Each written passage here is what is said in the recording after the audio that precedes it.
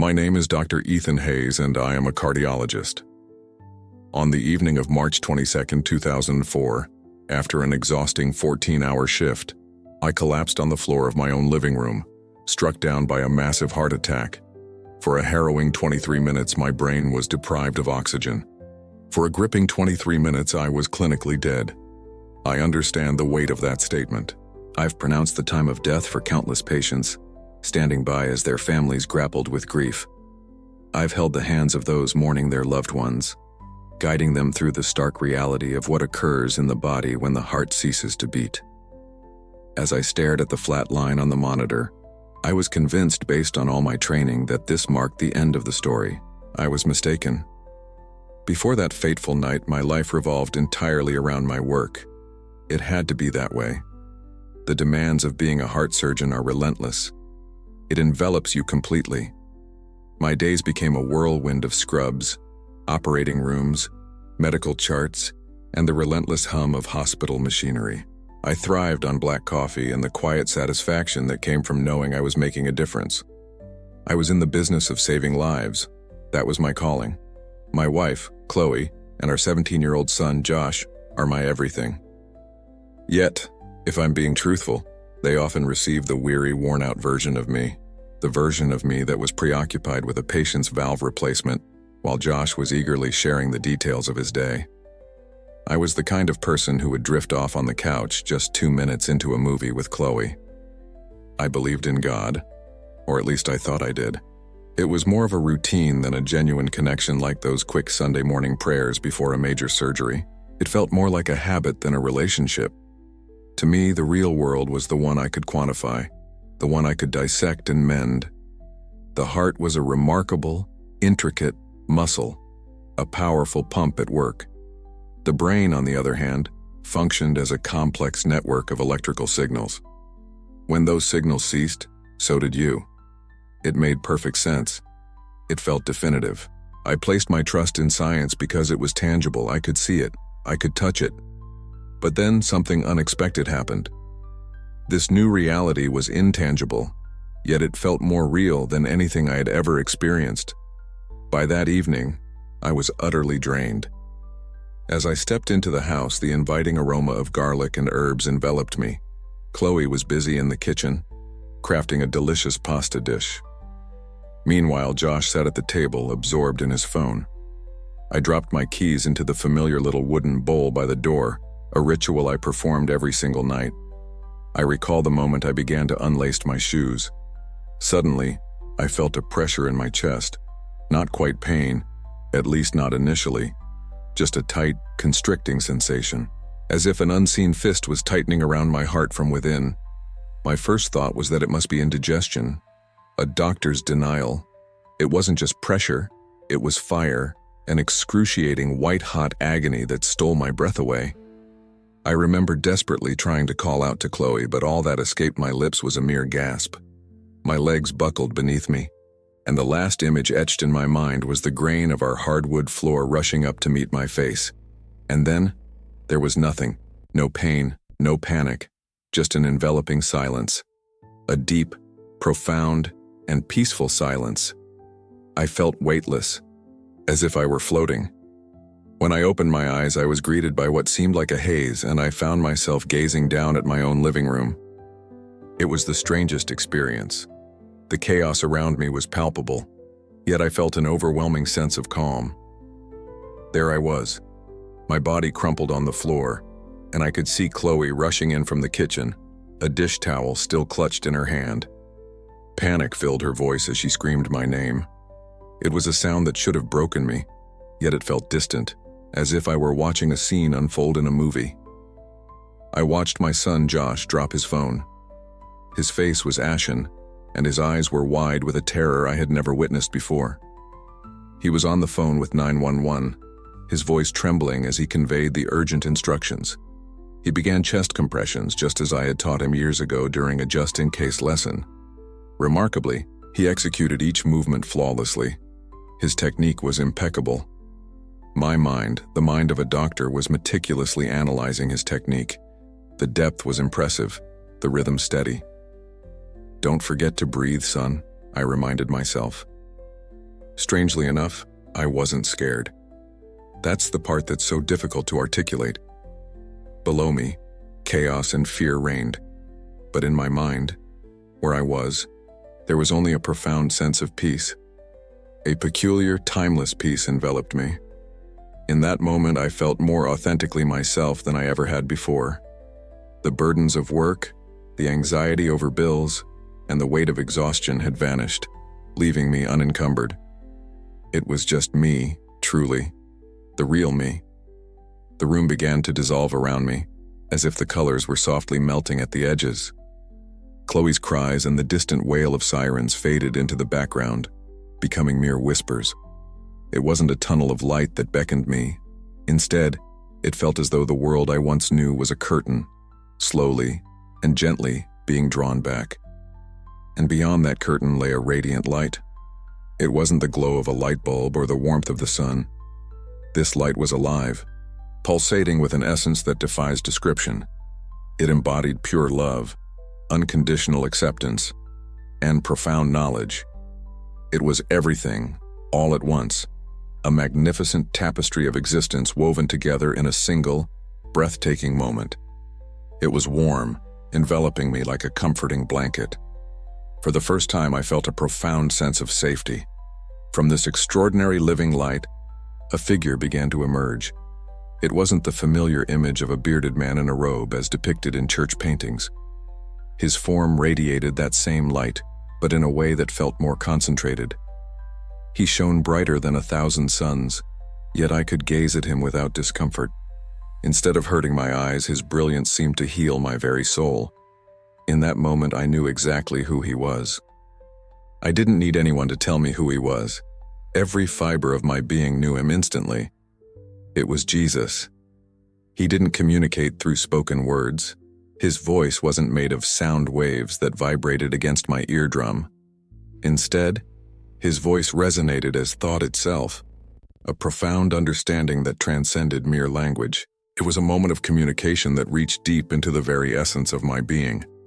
The first words he spoke to me stirred an indescribable feeling within. "Ethan, welcome home." In that instant, tears welled up in my eyes. Not tears of sadness, but tears of profound release.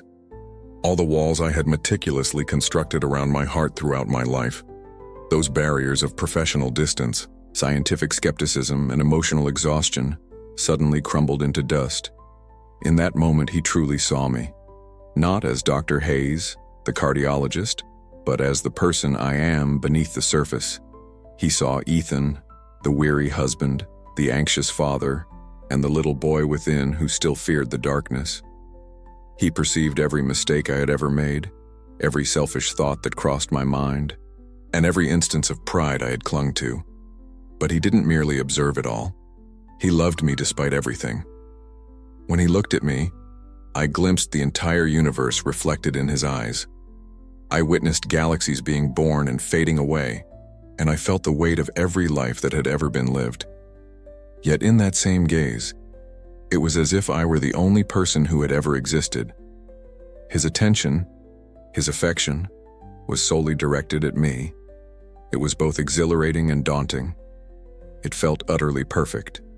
In that moment, I felt diminutive, almost unworthy.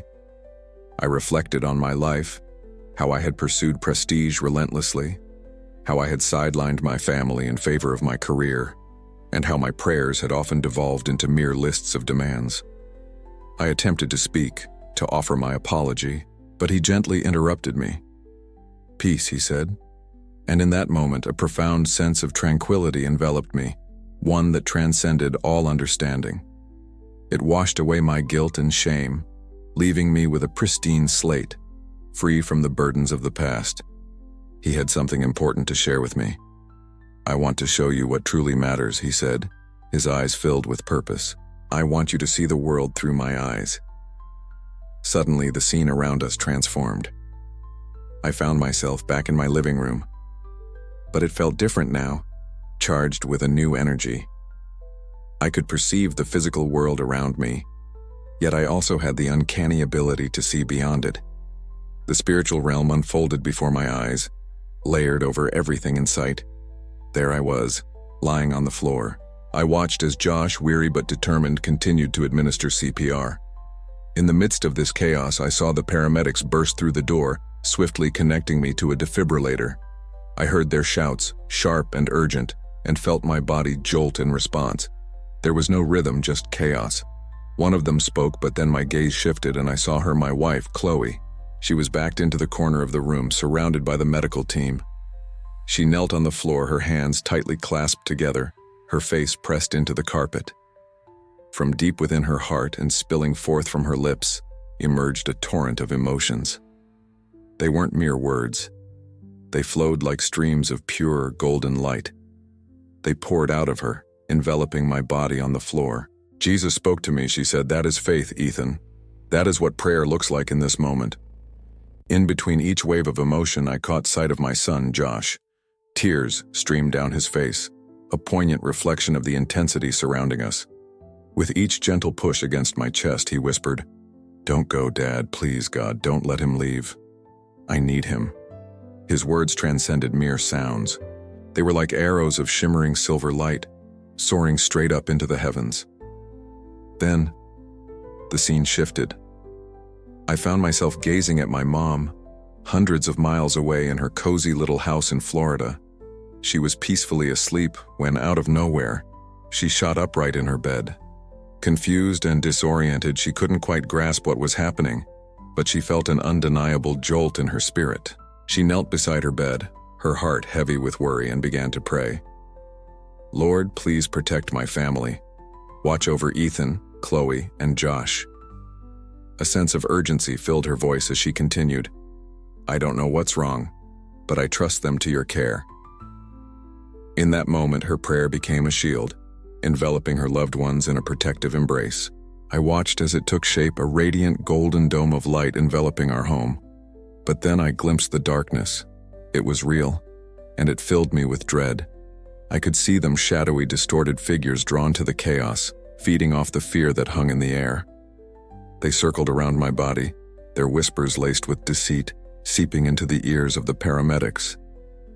"It's pointless," they taunted. "He's gone. You're just wasting your time." They thrived on the despair that hung heavy in the air, but no matter how hard they tried, they couldn't draw near. Each time Chloe whispered a prayer, a radiant golden light emanated from her, pushing the darkness away. Whenever Josh pleaded with God to let me remain, his silver arrow shot through their ranks, causing them to shriek in fear. And my mom's prayer, a formidable shield, stood guard, preventing them from encroaching upon our sanctuary. Before we continue, just one request. Please subscribe to our channel. It really helps us keep going. I witnessed a war, a genuine spiritual battle unfolding right in my living room, a struggle for my very life. The weapons wielded in this conflict were prayers, but not just any prayers. These were not the sleepy, memorized lines I had recited in the past. No, these were desperate, heartfelt cries infused with faith, uttered by those who truly loved me. Jesus then revealed something that shattered my heart. He took me through moments from my past, replaying them vividly in my mind. One memory stood out. An elderly woman named Maria, a patient I had cared for years ago. I could see her family gathered in the waiting room, their faces etched with worry as I performed her surgery. I witnessed their prayers, a stunning tapestry of light enveloping my hands in the operating room, guiding my every move. In my pride, I had claimed full credit for the success of that surgery, labeling it a textbook case. Little did I know, I was not alone in that room. He took me back to a moment when I was behind the wheel, consumed by distraction and anger after a heated argument with Chloe. In that tense state, I nearly swerved into another car, but at the last second, I managed to correct my course. I had always believed it was merely my reflexes kicking in. However, he revealed something deeper. Chloe, back at home, suddenly gripped by an unsettling feeling, whispering a heartfelt prayer. "God, keep him safe." Her small prayer transformed into a gentle push on my steering wheel. Tears began to stream down my face. "I never knew," I whispered. "I never knew. This was the truth hidden beneath your truth." Jesus once said, It's not about the strength of your hands, Ethan. It speaks to the faith that resides in the hearts of those who call out to me. You have dedicated your life to repairing the pump, yet in doing so, you have overlooked the very soul it sustains. Remember, the body is merely a vessel. It is the connection to me that breathes true life into it. He revealed to me how countless prayers from people on earth resemble wisps of faint smoke. They ascend a few feet into the air only to vanish without a trace. These are prayers born out of habit, mere empty words devoid of faith and lacking a genuine connection from the heart. Yet, it is the prayers born from desperation, love, and genuine belief that truly shake the very foundations of heaven and hell. These are the prayers that have the power to move mountains. I witnessed it firsthand. With my own eyes, I saw the realms of medicine and spirituality intertwining, functioning simultaneously in a remarkable dance. I realized that faith is not merely a fantasy. It is a tangible and powerful force. It surpasses the efficacy of any medicine and feels more genuine than any surgical procedure. As I gazed at Jesus, I saw the peace in his eyes and the love that flowed from him like a cascading waterfall. I never wanted to leave, not for a moment. "Can I stay?" I asked, my voice barely above a whisper. "Please, I want to be here with you." The mere thought of returning was overwhelming.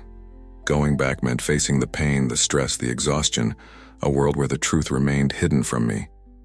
In this place, everything fell into place. Here I felt complete. He smiled at me, yet there was a hint of sorrow in his expression, a tender, loving sadness. "Your work is not finished," he said softly, "but it is on the brink of transformation. You are learning to heal the body. Now you must embark on the journey of healing the soul. It's essential that you share what you have witnessed. You need to reassure them that they are not alone in their struggles. You must convey to them that their prayers hold significance."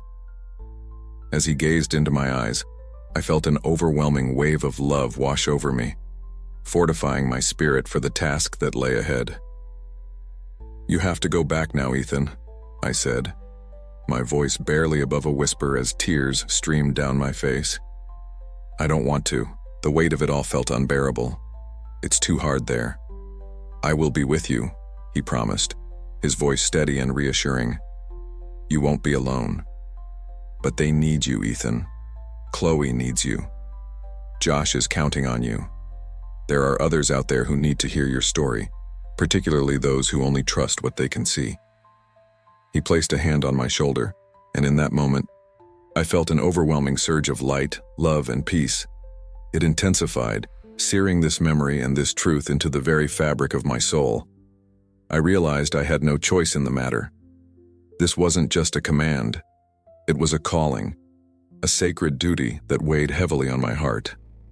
Leaving was the most difficult thing I had ever faced, a genuine heartbreak that tore at my very soul. The sensation of returning to my body was nothing short of horrific. It was an explosion of pain. Picture this. You're floating weightlessly in a warm, idyllic ocean, completely at ease. Then, in an instant, you're thrust into a freezer filled with shards of broken glass. That's the intensity of what I felt. My chest was ablaze with agony. A tube was thrust down my throat, choking me. The serene silence of what felt like heaven was abruptly shattered by a chaotic symphony of beeping machines, frantic voices, and a harsh, sterile white light glaring down from above. I gasped, a ragged sound escaping my lips like a roar. We found ourselves caught in a rhythm, a steady pulse echoing around us. Suddenly, a voice pierced through the haze. "Wake up!" My eyes fluttered open, and I realized I was in the emergency room. The familiar scents and sounds enveloped me, stirring a sense of recognition. Above me stood a young doctor, a resident, his eyes wide with disbelief as he gazed down at me. "Dr. Hayes, can you hear me?" I attempted to nod, but my body felt as heavy as lead. It wasn't until later that I learned the full story. The paramedics had fought for my life for 19 grueling minutes, both in my home and in the ambulance. They had shocked my heart 6 times in their desperate efforts to bring me back. They had exhausted every medication in their arsenal. By the time I arrived at the hospital, I had been unresponsive for more than 20 minutes, my pulse absent. The medical team was on the verge of declaring me lost. The ER doctor turned to Chloe, urging her to brace herself for the worst. They had exhausted every possible measure. Then, in a moment that defied all medical explanation, my heart began to beat once more. It was a perfect, steady sinus rhythm. In a flurry of activity, they rushed me into a series of tests, CT scans, MRIs, and more. My chief cardiologist, a remarkable man named Dr. Brandon Carter, a close friend of mine for 15 years and a staunch skeptic, took it upon himself to personally oversee my case. He braced himself for the worst, anticipating the discovery of catastrophic brain damage. After all, 23 minutes without oxygen to the brain is often considered a death sentence for cognitive function. You never truly return from something like that, not unscathed. For 2 long days, I lay in a medically induced coma, a necessary measure to safeguard my brain. When they finally brought me back to consciousness, I felt fine perfectly, completely fine. I can still vividly recall the moment Brandon stepped into my ICU room. He held my chart, his gaze fixed on it, then shifted to me. "Ethan," he said, his voice barely above a whisper, "your brain scans are pristine. There's no indication of anoxic injury, no damage whatsoever. And your heart muscle? It shows only minimal scarring, which is puzzling considering the severity of your myocardial infarction." From a medical standpoint, what I was witnessing was deemed impossible. There simply wasn't a category for it. I glanced at him and said, "I know." Chloe was by my side, holding my hand tightly. Turning to her, I added, "I saw your prayers. They shimmered like gold." She suddenly broke down in tears. In that moment, she realized that I had been elsewhere, emotionally distant. My life has transformed completely. I returned to work, but everything has changed. I still perform surgeries, but the experience is no longer the same. Before I reach for the scalpel, I take a moment to pray, not a mere routine prayer, but a heartfelt one. I seek guidance and support. In that moment, I become acutely aware of the spiritual atmosphere surrounding me. I engage with my patients on a deeper level, discussing not just their cholesterol levels, but the essence of their well-being. I delve into their fears, probing the depths of their anxieties. I inquire about their faith, seeking to understand the beliefs that anchor them. I share my conviction that hope is not just an abstract concept, but a tangible, measurable force that can shape our lives. Some of them look at me as if I've lost my mind. Meanwhile, a few colleagues have discreetly recommended that I take more time off, hinting that I might be grappling with some form of PTSD. But there are others who truly listen. I can see a flicker of hope igniting in their eyes. When I share with families that their love and prayers hold a strength far beyond what they can fathom, it transforms something within them. My family has found healing. No longer do I return home feeling exhausted and distracted. As I step through the door, I pause to truly take in my wife and son. I really see them. Their light shines brightly. Our conversations have grown richer and more meaningful. Our love has grown stronger than ever. I seize every opportunity to express just how deeply I care for them. I will never again overlook the precious gift of sharing a simple dinner together. I am certain that heaven exists because I have experienced its warmth firsthand. I know Jesus is alive because he called my name. This profound experience has shown me that the world we perceive with our eyes is merely a small glimpse of a much greater truth. So here I am, speaking to you directly. Perhaps you're a skeptic, just as I once was. Or maybe you're someone who values science and logic above all else. It may all seem like a vivid hallucination from a fading mind, and I completely understand why you might think that. I would have said the same thing once. But here I am, the doctor who experienced death for 23 minutes. I'm the man whose medical charts have left even the top experts at my own hospital baffled, labeling them as inexplicable. I have witnessed the evidence from both perspectives. I have observed the flat line on the monitor, and I have also experienced the vibrant light that shines beyond it. If you find yourself feeling alone, know that you are not. If you are softly whispering a prayer in the stillness of the night, believing no one is listening, Rest assured, you are heard. Your love, your faith, and your heartfelt cries to God are undeniably real and incredibly powerful. They are engaged in a battle that remains unseen, yet they are triumphing. You don't need a doctorate or to be a pastor for your prayers to resonate in heaven and create a profound impact.